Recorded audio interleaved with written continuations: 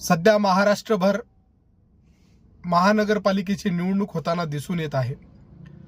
या सर्व निवडणुकीच्या प्रक्रियेमध्ये आपल्याला एक गोष्ट दिसून आली, ती म्हणजे लोकांना नगरसेवक होण्याची किती इच्छा आहे, त्यानंतर या लोकांना विकास करण्यासाठीची धडपड किती आहे।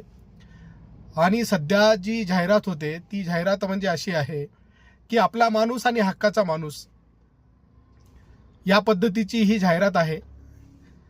आपण बघितलं असेल की सर्वच राजकीय पक्षांमध्ये आपला माणूस आणि हक्काचा माणूस या नावाने जाहिरात सध्या चालू आहे। यामध्ये पहिला प्रश्न असा पडलाय की हक्काचे माणसं हे कोणाचे आहेत हे त्या पक्षांनाच माहीत। त्यानंतर ही जी माणसं आहेत ती एका पक्षामध्ये काम करून राबलेली आहेत, त्यांना त्यांच्या पक्षांनी तिकीट नाही दिलं म्हणून त्यांनी इतर पक्षात येऊन तिकीट घेतलं, कारण त्यांना विकास करायचा आहे। अशा पद्धतीची सध्या राजकीय खेळी सध्या महाराष्ट्रभर चालू आहे। आपल्याला एकच म्हणायचं आहे मित्रांनो,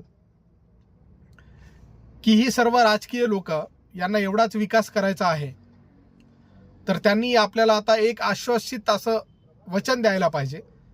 जे इच्छुक उमेदवार आहेत, भविष्यामध्ये ते निवडून येणार आहेत, ते निवडून आल्याच्या नंतर, विजयी झाल्याच्या नंतर त्यांनी कोणत्याही पक्षात जाणार नाहीत याची एक गॅरंटी त्यांनी आम्हाला द्यावी।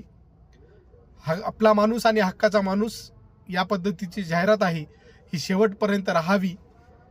नाहीतर काय होईल की हे नगरसेवक निवडून येतील आणि रात्रीतून यांना स्वप्न पडेल की नाही, मी या पक्षात राहून मी विकास करू शकणार नाही, तर मी अमुक एका पक्षात गेल्याच्या नंतर मी विकास करू शकेल अशी भावना होईल आणि ते लगेच दुसऱ्या दिवशी एखाद्या पक्षात प्रवेश करतील। असं होऊ नये मित्रांनो, कारण गेल्या लोकसभा विधानसभा निवडणुकीमध्ये खासदार असतील, आमदार असतील, यांनी एका पक्षांमध्ये निवडणूक लढवली होती, परंतु काही दिवसानंतर त्यांना विकासाची चाहूल लागली आणि त्यांनी लगेच दुसऱ्या पक्षामध्ये प्रवेश केला। असं न होता आत्ता ज्या पक्षामध्ये निवडून येणारे नगरसेवक आहेत त्यांनी त्याच पक्षामध्ये राहून आपला विकास साधावा आणि त्यांनी आपल्याला दाखवून द्यावं की मी हा तुमचा हक्काचा माणूस आहे आणि आपला माणूस आहे। मित्रांनो, तुमच्याकडे येणाऱ्या प्रत्येक नगरसेवक इच्छुक उमेदवाराला हा प्रश्न विचारा की तुम्ही निवडून आल्याच्या नंतर दुसऱ्या पक्षात जाणार नाही ना, हे मात्र त्यांना विचारून घ्या आणि आश्वासित करून घ्या।